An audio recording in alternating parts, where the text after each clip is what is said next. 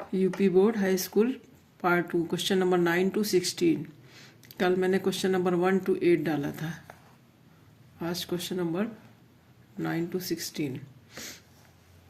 Please like, subscribe, share and subscribe comments.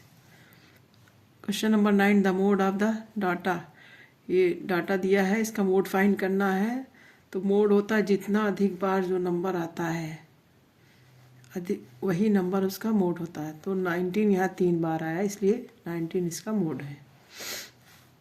If 5 times of fifth term, पाँचवें term अगर 5 बार है और 8वां term 8 बार है, तो so that it's 13 term is 6 होगा कि 18 होगा कि 0 कि 1।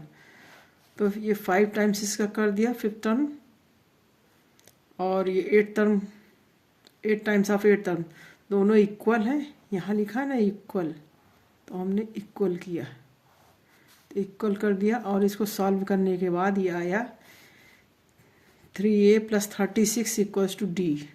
3a + 36 डी इक्वल्स टू 0 आया।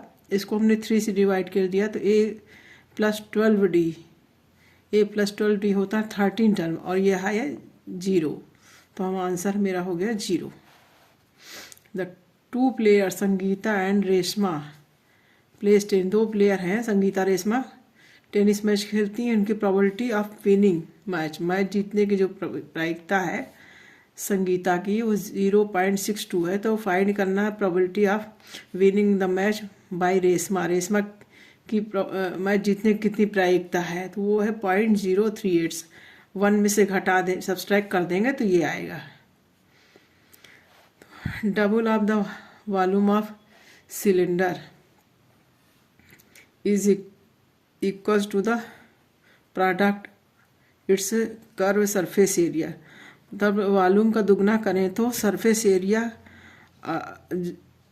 सिलेंडर का जो कर्व सरफेस एरिया और रेडियस में क्या रिलेशन होगा। तो ये फार्मूला डबल किया वॉल्यूम को, तो πr² होता है वॉल्यूम, 2 से मल्टीप्लाई किया यानी डबल किया।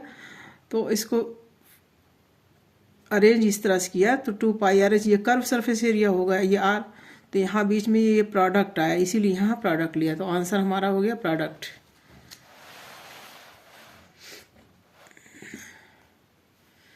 Question number 13, half the perimeter of rectangular garden is 36 metre, whose length 4 metre more than its width. Find the dimension of the garden. अगर पैरामीटर रेक्टेंगुलर का जो पैरामीटर है, परिमाप है, उसका आधा 36 है, यानी परिमाप होता है 2l + b होता है, तो l + b आधा परिमाप होगा, 36 हो गया। तो और क्वेश्चन में कहा गया लेंथ जो चौड़ाई का है वो चौड़ाई से 4 मीटर ज़्यादा है। तो लेंथ की जगह हमने लिख दिया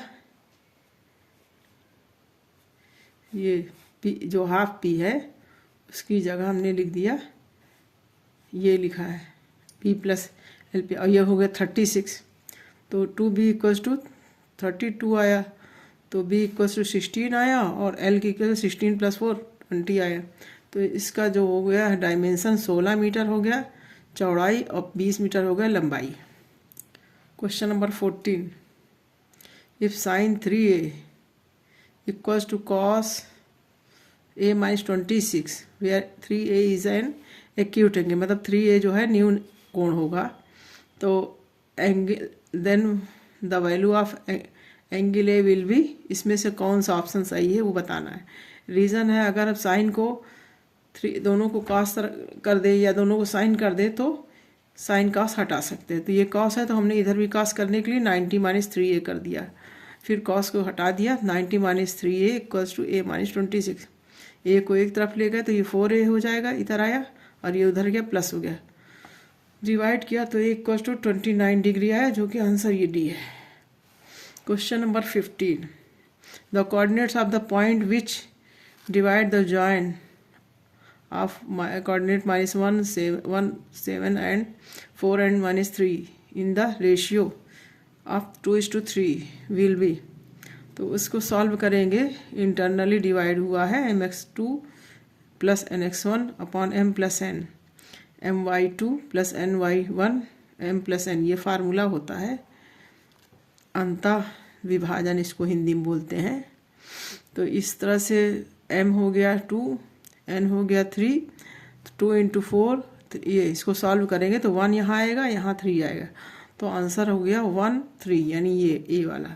question number 16, find the quadratic equation whose zeros, यानी सोल्यूशन क्या है, है 3 और -1/3। तो ये 4 ऑप्शन दिए, इसमें कौन सा सही है पता करना। रीज़न इसका ये है, अगर सोल्यूशन है तो x = 3, तो x - 3 = 0। इसी तरह अगर दूसरा सोल्यूशन x = 1/3, तो x - 1/3 = 0। इन दोनों को मल्टीप्लाई करेंगे तो ये आ रहा है, और इसको सॉल्व करने के बाद उसमें 3 से मल्टीप्लाई कर दिया तो ये 3x² - 10x + 3 = 0, जो कि बी आंसर है।